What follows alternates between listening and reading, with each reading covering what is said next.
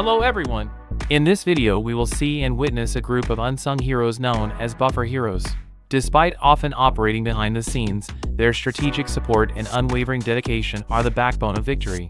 Now let us uncover the vital role and untold stories of these buffer heroes after the following messages.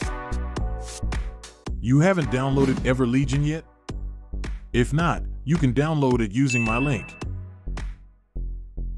And use my exclusive code, ELAON7, to get 10 summoning scrolls, and you will have the opportunity to get elite heroes at the start of the game. And don't forget to subscribe so you don't miss anything about my latest EverLegion video. And now let's start the discussion.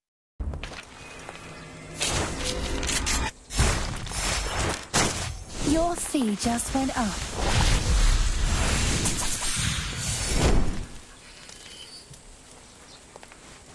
The first hero is Genevieve, or better known as the Murderous Rose. She comes from the Illuminated faction and is an agility-based hero, support class, and has the main role as a buffer in the team. Judging from the effects of her skills, Genevieve has a passive that boosts her and her allies' attacks against enemies who have less HP than others. And not only attacks, Genevieve also boosts agility, critical hits, and energy recovery. So you could say that the support provided by Genevieve is considered a complete package and is very reliable during battle. She also has an effect that can increase the damage the opponent receives, so combined with the buff effect the ally receives, it makes the chances of winning greater.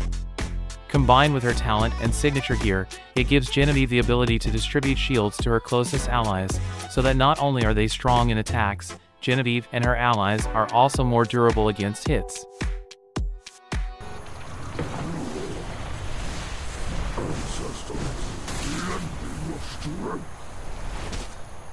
The next hero is Seathman, or more commonly known as the Wise. He comes from the Ardent faction, an intelligence-based hero, a support class, and has the main role as a healer and buffer in the team. Judging from the effect of his skill, Seathman gives an agility boost to his strongest ally for more than 10 seconds, so this makes his allies' combat ability stronger. Coupled with his health recovery ability, Seathman can be said to be a combination of the best buffer and healer from the Ardent faction. Judging from the talents and signature gear, Seathman will be increasingly capable of providing health recovery to his allies, so this will make Seathman and his allies survive longer in battle.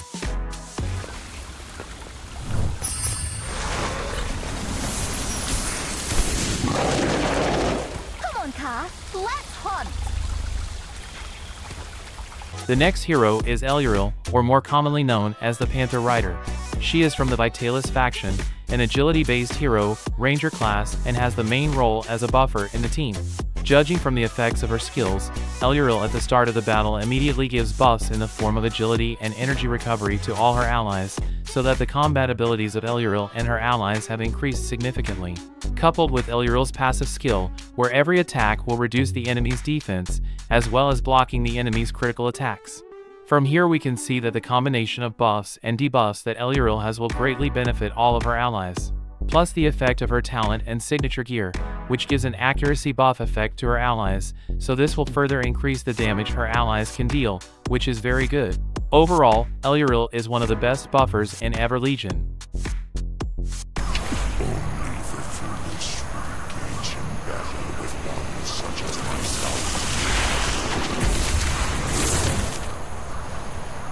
The next hero is Zalethar, or more commonly known as the Learned. He comes from the Eternal faction, and is an intelligence-based hero, support class, and has the main role as a buffer in the team. Judging from the effects of his skills, Zalethar has a healing ability that should not be taken lightly, because the healing effect he provides is continuous and affects his group of allies. But it doesn't stop there, he also gives a buff in the form of invincibility to his weakest allies for a few moments, and buffs their attacks by up to 50%, so you could say this effect will be quite helpful during battle. Combined with his talent and signature gear, Zalethar provides a buff in the form of a boost to his allies' regular attack and attack speed, so this makes him and his allies even more violent in battle.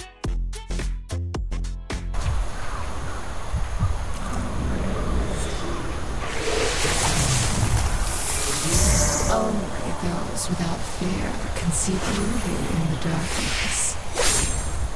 The next hero is Zothra, or more commonly known as the Moth Goddess.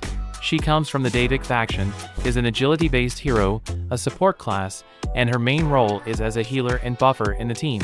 Judging from the effects of her skills, Zathra can debuff the movement and healing her opponents receive by leeching their health. Plus, Zathra can empower her allies by boosting their attack and attack speed, so that her allies' combat abilities will increase significantly during battle. Combined with her talent and signature gear, Zathra will be even stronger in attacks, so apart from being a support, she can also be an attacker in the team. We have returned for the Taken Lands. The next heroes are Ija and Arnoth. They are known as Eternal Witnesses. They come from the Udic faction, intelligence-based heroes, support classes, and have the main role as buffers in the team.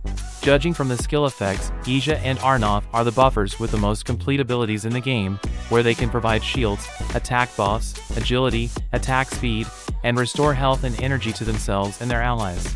Plus, they have a passive that boosts attack, defense, accuracy, life leech, and the critical rate of one of the random allies they accompany.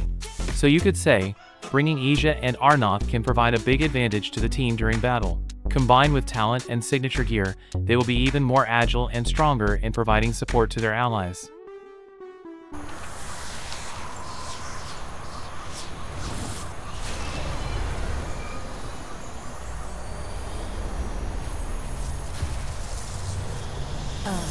An ether incarnate. And the final hero is Mythia, or what is more often called the Elemental of Ether. She comes from the Elemental faction, is an intelligence-based hero, a support class, and has the main role as a buffer in the team. Judging from the effects of her skills, Mythia has the ultimate passive protection skill, and while protecting her allies she also gives buffs to attacks and energy and health recovery, so that allies who receive this buff can become stronger. Plus, as long as they are protected, their allies cannot be influenced by negative ailments or stacks. And more importantly, Mythia can release her guard effect on the battlefield, which makes all her allies receive less damage, while increasing their damage to her enemies for a few moments, and if their enemies use ultimate skills, then Mythia's allies will automatically get a shield, which making them much more durable during battle. Combined with her talents and signature gear, Mythia can increase the attack buff of all her allies at the start of the battle, thereby increasing their chances of winning the battle. So those were some of the strongest buffers from each faction in EverLegion based on my assessment while using them in Campaign, Colosseum, Tower, and Realm modes.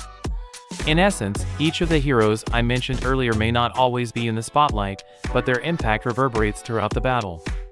However, if you have other opinions about the buffers I mentioned earlier, feel free to share them in the comments section below, and we'll meet again in the next EverLegion video. Bye.